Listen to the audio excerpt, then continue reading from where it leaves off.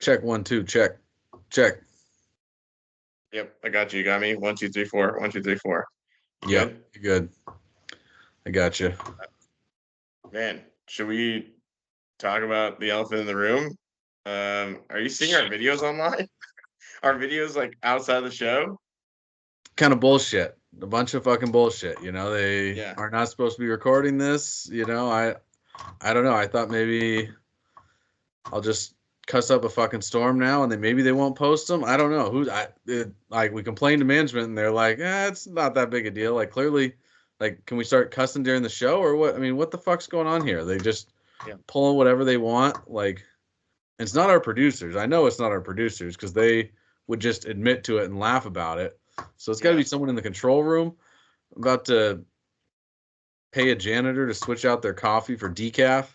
They can just fall asleep mid shift. See how that goes. You better hope the control room's running all right. Yeah, I don't care so much. I mean, I don't think I say that. Do we say bad things? Maybe we do. I don't know. I guess I'm I'm fine. I actually don't even remember how or what I say before and after the show. It's almost like it's a blur. We're sitting here waiting for the show to start, and then we're waiting for the show to technically end if there's breaking news to the Sunday night game. So I would just like to know who's fucking doing it. That'd be great. But for me, I'm like, whatever. I guess they can just see how stupid I am off the air. Right? What do they think they're gonna get some sort of royalties? It's not like this is a Mr. Beast video. Like we're not breaking the mold. We're not hook, line, and sinker and getting people all interested. Like nothing interesting going on here. We're just trying to prep, get ready, go over what we're gonna talk about. I mean, Yeah. not worth it. I don't even think anyone should. What do they think we're like planning to give people bad fantasy advice? We just give bad fantasy advice. It's not like we're doing it on purpose. Before, yeah, the prep, we're giving the good advice to each other, and then we're like, all right, Yeah, let's yeah. just do the opposite during the show. Right. Well, we're gonna fucking find out who did this. We're gonna that means we have to fly down there and do the show live from the studio in the control room. We'll go fucking find these people. Do it live. I don't even know Yeah, if our badges have access to the building. that's Like they're true. probably It's been like, a while. no, like you guys came for orientation and that's about it. Like we don't need you there. That's true. That's true.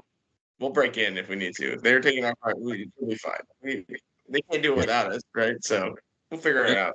at We'll put least they could our care less what our hair looks like. They're like, just let it go. Like I've been assuming all year I'm gonna get an email telling me to cut my fucking hair, but they're just like whatever. So I'm just gonna keep flowing, keep it rolling. love it. Yeah, keep the flow going. It's working so far this season, so might as well just keep the flow going. Let's see how long he can get actually until someone notices it, right? Yeah. I mean, the other good news is our show just got more exciting because 7 hours Like what? talking fantasy football can't be as boring as that Tyson Paul fight. Oh my god.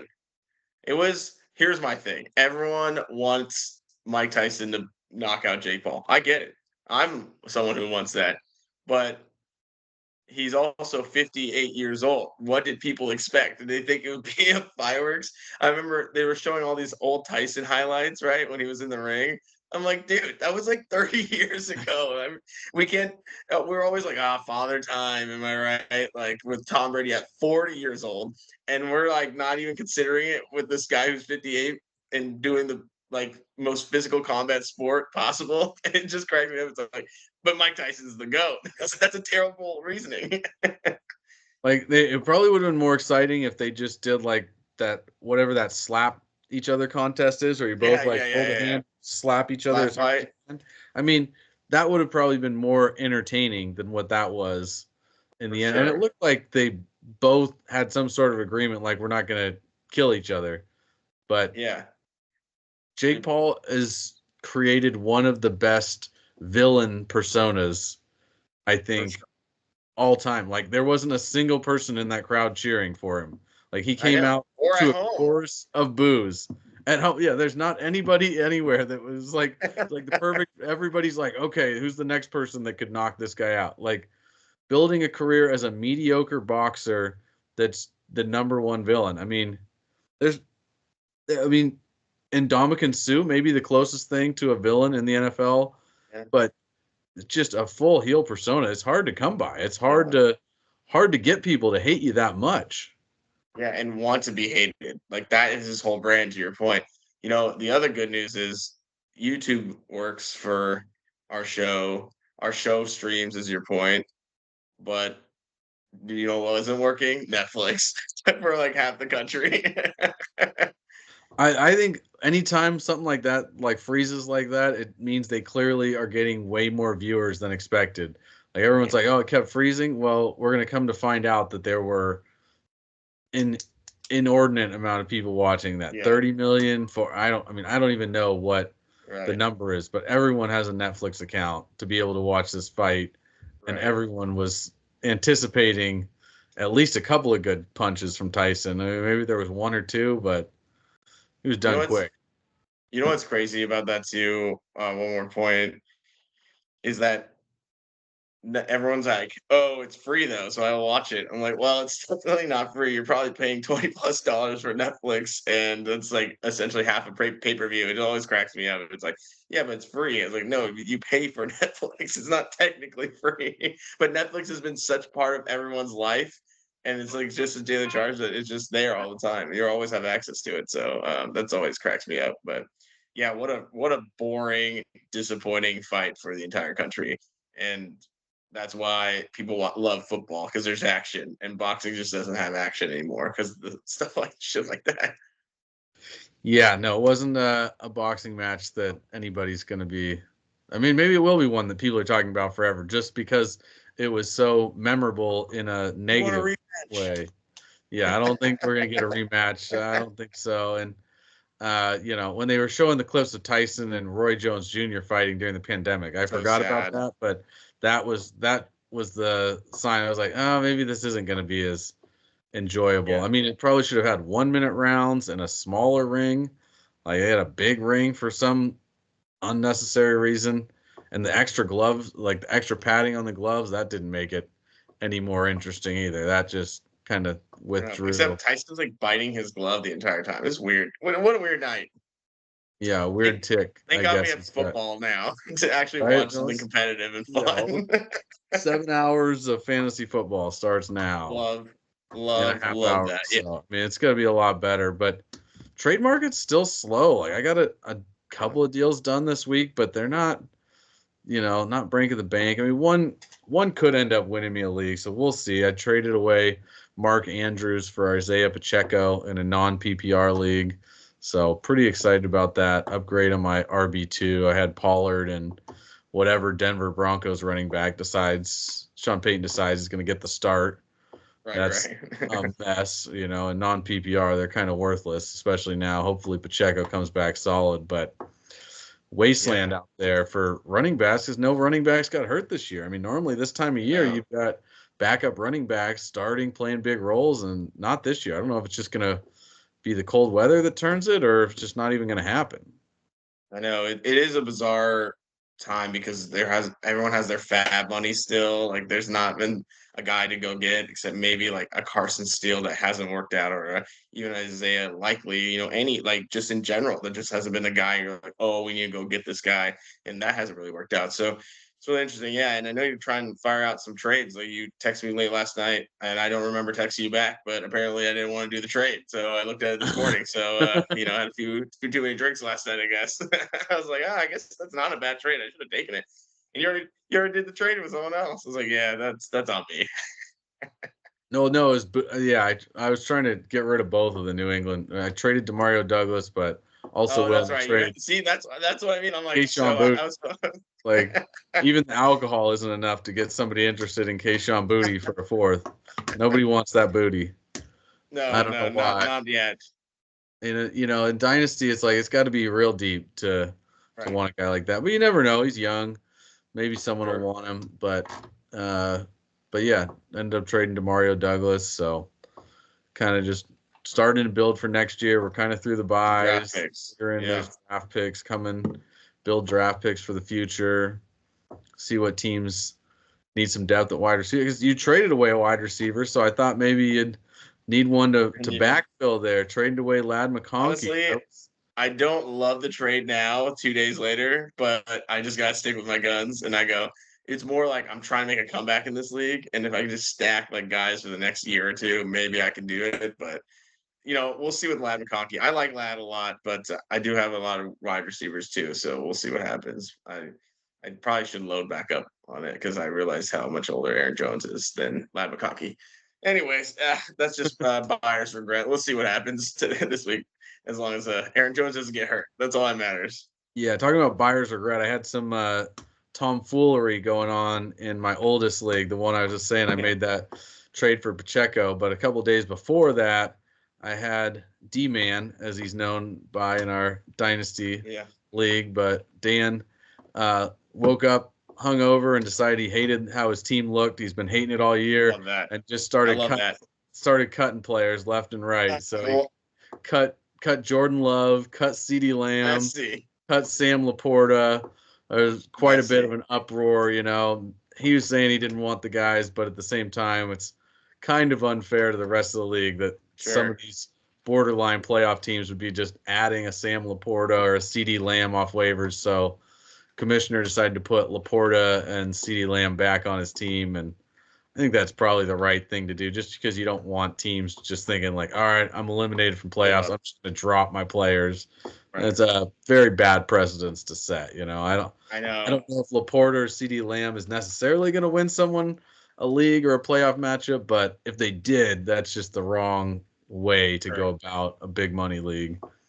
Yeah, that's a ballsy move. But that's why these weeks coming up are going to be so crazy, because you don't know who's actually trying, who forgets to put in a player or two. It just, you got to keep an eye out and hope that everyone tries to play spoiler. That's what I always try to tell people. But I am so excited for this week because I have Nico Collins in multiple leagues, and my boy's fucking back now, and I cannot wait to see what he can do on Sunday. And you know what? I might even be happier than CJ Stroud, but I doubt it because he has needed someone so badly. This is a guy that he's gonna pop up. I believe he's still a top 24 wide receiver in the league, and he's missed the last 5 weeks of the game, and he's still a top wide receiver 24, which is absurd to even be a part of that conversation. That's how good he was.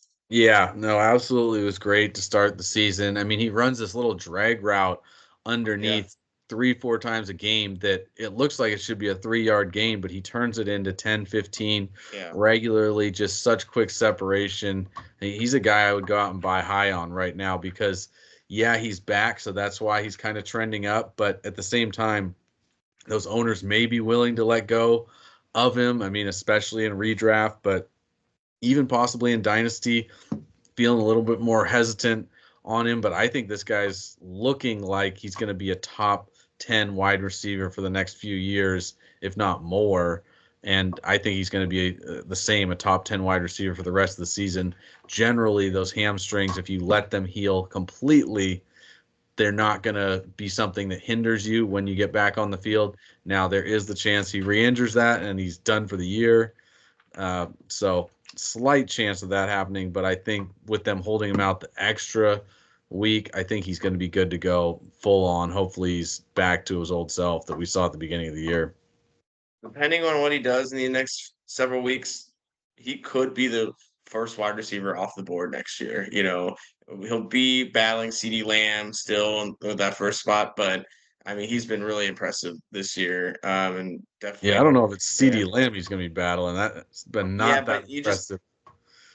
He just hasn't. The Cowboys have just been such a without Dak Prescott, so I think you have to kind of consider that. I'm not saying Jamar CeeDee's Chase not skilled, be the guy, especially if he gets his extension, gets paid. You think Jamar Chase? I mean, this guy was the wide receiver one throughout the first 4 weeks, and there was no one close. So it just depends. I think he's in the conversation of potentially the first wide receiver off next board if he pops off. We'll see. I heard you talk about Isaiah Pacheco.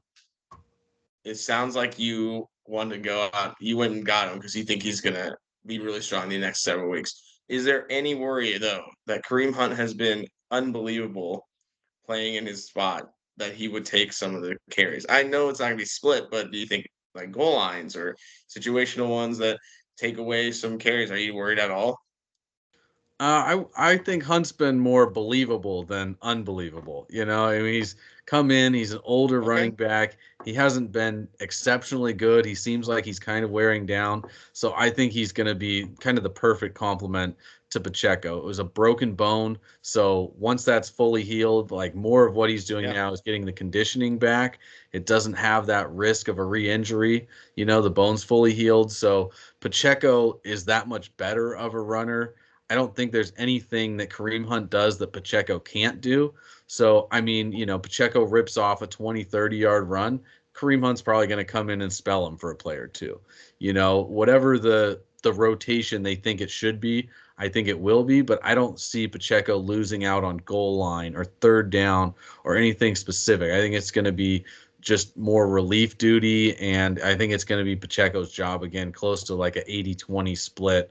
And I think I was able to trade for him because the previous manager was thinking it might be more of a 60-40 type thing. But I just don't see that being the case unless Pacheco gets banged up when he comes back, is dealing with something. Games could get into blowouts, but the Chiefs have been playing close games. They've been running the ball a lot. I think there's enough there for Pacheco to get 20 carries and Kareem Hunt cleans up the rest. Yeah. No, they do run a lot. Patrick Mahomes just doesn't have like the weapons he used to. They're not trying to take they're always up in the games. They're always within reach. So like the defense is playing well. They don't have to be airing the ball out all the time like they have been in the past. So I do think the running game is going to be effective. Let's just see, Isaiah Pacheco runs hard, man, and that guy runs really, really hard into people. So he still runs a risk of potentially getting hurt.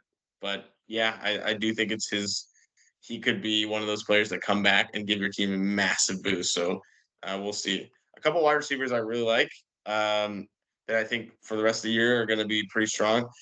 I love Calvin Ridley. I think you should buy high because Will Levis is just going to let it fly at this point. He clearly wants to show that he's not just the most memeable quarterback out here. The Titans really don't have much to play for, and this is Calvin Ridley who's nearing 30, and Will Levis who's like trying to show that his career is gonna. There's a career for him in the NFL. He had 2 touchdowns last week. Calvin Ridley, he has the athleticism. We know it all. Before the gambling and everything, he was such a beast of a wide receiver, and I think he's going to try to showcase that here. And they're going to have to let it rip. They're going to be playing from behind a lot. So I like Calvin Ridley. And then, would you rather have him or Ricky Pearsall? Just redraft, please, because I like Ricky Pearsall as well. I think he's getting more comfortable in the offense. He's getting the same amount of targets as Deebo Samuel. I know that Christian McCaffrey's back, but I think Ricky Pearsall has looked better each week he gets in there. And, especially, and I wish he didn't get shot for many reasons, but for fantasy wise only, I wish he would have started the season because I'd be curious where he'd be right now if he actually got to start the season there. Yeah, I think Pearsall is trending up, but he's just not in a good situation to be a true like starting wide receiver for you week in and week out. Like he's got that upside. He's going to pop. He's a solid wide receiver 4 or 5, depending on how deep your league is. But Ridley's startable. I mean, yeah, you're going to have some down weeks, but with the departure of DeAndre Hopkins, he's going to be a target monster. Will Levis, like you said, has to prove that he's an NFL quarterback, and that's going to take him both, I think, running the ball himself as well as throwing for touchdowns, throwing the ball downfield. So at this point, interceptions are not going to be the end of the world for him. He's got to put up big yards, touchdowns. He's got to prove that he can be productive, and more or less, he's got to prove that he can win some football games. And so throwing to Calvin Ridley is the best bet. I mean, who else are you gonna? Who else do they have on that team? I mean, Nick Westbrook, Akine, Chig Okonkwo. I mean, these guys, their names are easier to say than their, predict how many targets they're going to get Their in a stat week. lines. I mean, they're nobodies. They wouldn't Right. start on a lot of NFL teams. It's Yeah. just a barren place there. And I think that the Titans probably would have been better off taking a wide receiver earlier this year in the draft. Like I don't know who, I can't even remember who they took in the first round, but it wasn't ideal. Not a good situation there. Will Levis may be replaced, but they just have nothing there for wide receivers. Yeah, I mean, when Calvin Ridley was out, Westbrook Akine was like getting all these targets. You're like, this guy hasn't shown up in 2 years. I've not even seen him on the stat sheet. So it goes to show whoever's there, he's gonna throw it too. So yeah, I like Calvin Ridley. I think he can give teams a playoff push and a boost as well. Ricky Pearsall, you're right. You still probably need to see a little bit more to kind of gauge what his actual week in and week out value is. Yeah, I mean, if Juwan Jennings or Debo Samuel were to go down, I think he'd have a true role. But with Kittle there too, I mean, you're looking at like option 4 or 5 to throw to for Ricky Pearsall. I think he's just too far down that pecking order for targets. Absolutely. Yeah, I mean, is there anyone else that you would buy high on at the moment? Tyrone Tracy's a guy. He's on bye, so it's kind of a nice time to grab him if you can. He's kind of a forgotten man, and most people who have him either drafted him really late or they picked him up off waivers. So he's not necessarily a lock it down like every week starter. If you find a team where he's their RB4, it's kind of like, I mean, yeah, if they have him as their RB4, they don't really need him. They could take one of your running backs that you're not playing and they can throw him on the bench. It's the same difference. If they can upgrade at another position, they're probably willing to do it. And so I think he's a guy that if he had been just the starter from the beginning and people drafted him in the mid rounds to be an RB2 or a flex, they wouldn't be letting him go. But because they got him so late, they probably have other pieces and would be willing to let him go, or at least check your different leagues, see if he's starting for them. If he's not starting for them, in other weeks, then it's kind of a perfect kind of player to go out and target that they'd be willing to let go of. Look, talented. Obviously, one of the centerpieces, him and Malik Neighbors, for the offense moving forward. But what is going to happen to that offense soon? I don't know if Daniel Jones is going to start much longer. He's got an injury clause. I think they clearly want to move on. It's funny. I asked my friend, okay, you're a Giants fan. Do you keep Daniel Jones in so that you can ensure you get the number one pick, or do you bench him so that you maybe you don't get the injury clause? So that offense could be spiraling. Dable could be gone after this season. I don't think he will, but it's a possibility. We've seen crazier things happen already this season with coaches. So I worry about Tracy and how effective that offense will be throughout the year. And with all these quarterback switches, he's a talented running back for sure, but you're only as good as your offense as well. So those are my only concerns. But he will be a good flex, and if you can get him for cheap, I definitely would try to pull the trigger there. And in New York, I mean, I guess we'll find out if they want to tank or not, because I don't think there's any chance we're seeing Daniel Jones back on the field. So if they're trying to win, Yeah, it'll be Drew Lock. If they're trying to tank, it'll be Tommy DeVito, right? I think that's still their third quarterback is DeVito. absolutely. So, that'll be definitely a good way to get one of those top picks and be quite something. It's interesting. You came into the year and it looked like maybe Las Vegas and the Giants were the only teams that needed a quarterback. And now we're going into the draft and it's like, probably 8 teams need a quarterback. I mean, the Saints now probably need a quarterback. The Yeah. Titans probably need a quarterback. The Panthers may need a quarterback. The Colts may Yeah. need a quarter. I mean, it Even devolved like a team like the quickly. Seahawks might need, because are they looking 2 years down the road, like a Michael Penix situation? There's a lot of teams that might be targeting quarterbacks this year, to your point, not just these like bad teams that are aging out as well. Yeah, we could see some of these other guys going in the mid rounds, go to some different teams. The Jets, obviously, another team that people are talking about. Like, do they take a quarterback? I kind of like just developing Jordan Travis behind Yeah. Rodgers. Don't rock the boat. Try to get some more O linemen. I think Rodgers could even play a couple more years. It's interesting people, dogging him out for how bad the Jets have been, but I don't think it's been him. I think it's more that defense that's really not living up That to what it offensive was supposed line, to do. they need to also like Aaron Rodgers also can't move the same way. He still has the arm. It's so clear as day that he is still so skilled as a quarterback, but you got to build some sort of line for him in order to get there. So yeah, we'll see who's targeting quarterbacks, but I do like Jordan Travis. He's great. He's just a devastating injury at the end of the year. Probably the most advertised injury of all sports in a long time because of FSU not making the playoffs too. Speaking of low and terrible. There's a lot of first, second, third round picks this year that we are going to talk about on the show to sell low, and it's actually really sad to see some of these people on these lists. These are like top picks here in the draft. I feel for Chris Olave. I think like none of it is really his fault. He's just getting hit in the head way too many times, and I think you still have value for him a little bit to trade right now because you can say, oh, when he comes back, he's a really good wide receiver. But I just think the confidence is gone after these brutal hits. I don't know what you're going to get out of Chris Olave, if at all, with these injuries. So it'd be more so like, hey, take a chance on him because I don't want him. Yeah, very speculative. You got to find an owner that, you know, is planning to make the playoffs. Like, he's not going to hold value for teams that are trying to make a run to get in.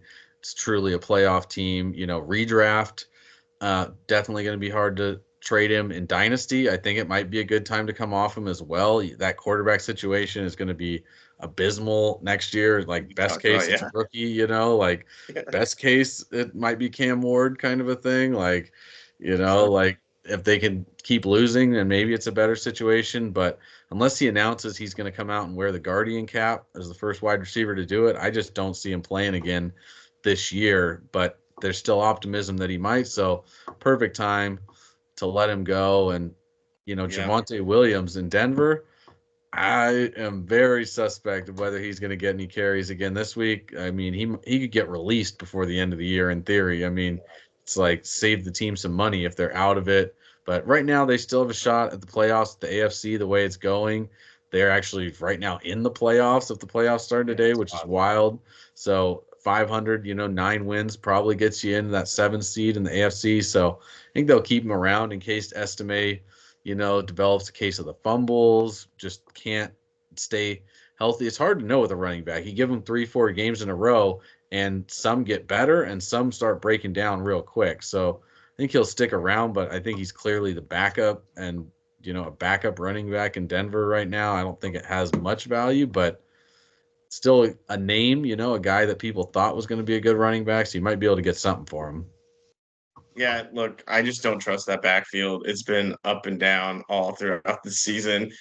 Audric Estime does look, you know, like he's getting the bulk, but Sean Payton is such a, you know, bipolar coach in the sense with his running backs. I mean, it's like one year he hates Javonte Williams, and then he's like, he's our guy to start this year. It's like, actually, it's going to be Audric Estime. Oh, but it's McLaughlin. Jared McLaughlin needs to be part of this, you know, offense, and it just feels like it's such a wave of there. I just even get rid of these Denver quarterback running backs. Audric Estime, I think, is the one you hold on to at this point, but I just can't imagine. You'll drive yourself crazy, be like, "Oh, but Sean Payton said this is the week he gets the carries," and he'll flip it on you. He just sees running backs differently. I mean, he had Alvin Kamara that's so different than these 3 guys. So, but he likes to switch it up and he likes to give it to the hot hand. So that's tough to try to navigate. Yeah, I think he's trying to just get everybody that was there before he took over out. We saw it with Russ. Javante's probably He's very good so far. Yeah, you know, Bo Nix has looked, I guess, good enough to save Peyton his job for a few more years, probably. Travis Etienne, another guy that's kind of a lame duck running back, free agent after this year, probably will be on the market looking for a new home. But right now in Jacksonville, he's going to get the start. Tank Bigsby out for the week. Then they go into bye. So I think it's a perfect time to unload him. Somebody might think he's going to have a good week this week. If he doesn't have a good week this week, his value's done. I mean, there's just, he's the only running back in town. Should be all him, but we'll see what happens. Yeah, and I, you know, love Kenneth Walker. I think he's a talented running back, but the Seahawks cannot run the ball right now. It is brutally obvious that their offensive line cannot give any running lanes to Kenneth Walker. So there is still value for him. He's 25. He's a young running back. He's getting the touches. It's just he's not getting the yardage. That run blocking has just been brutal, and Geno's just been airing it out. So I think if right now you have time to get rid of him, I think this might be it. Seahawks also lost their starting center to retirement this week, so that's never a good sign. It's not good. The season, your center decides he's no longer interested in playing football. Worth it. Like, it's probably, they said it's a personal thing, so it may just be something that happened in his family. Needs to take the time off, or it's just not worth the risk for him. Not sure exactly. Maybe at some point it'll come out, but more than likely we're looking at another just bad season for the Seahawks running the football. Just really ineffective, and New England's been just about as ineffective. Ramondre Stevenson drafted him in a few leagues this year, hoping he'd see those receiving numbers that he's seen in the past. He used to be good for 5 catches a game, but that might have been more just Mac Jones loving the dump off than a philosophy of theirs. So I think it's time to cut bait if you can. He was an RB2. Now he's looking more like a flex RB, maybe an RB4, really, to end the season. We'll see. But, Drake May is doing what he can, but still just a horrible offense, I think, in New England. Drake May has some running thread as well, and he's trying to show what he's got as a rookie. So I think Ramondre Stevenson's kind of part of the past, not really part of like what they're trying to do with Drake May, who's trying to get some chemistry with these wide receivers before the year end. Yeah. We talked about the waiver wire. It's been brutal, but are there some guys that you want to add at this point in Dynasty?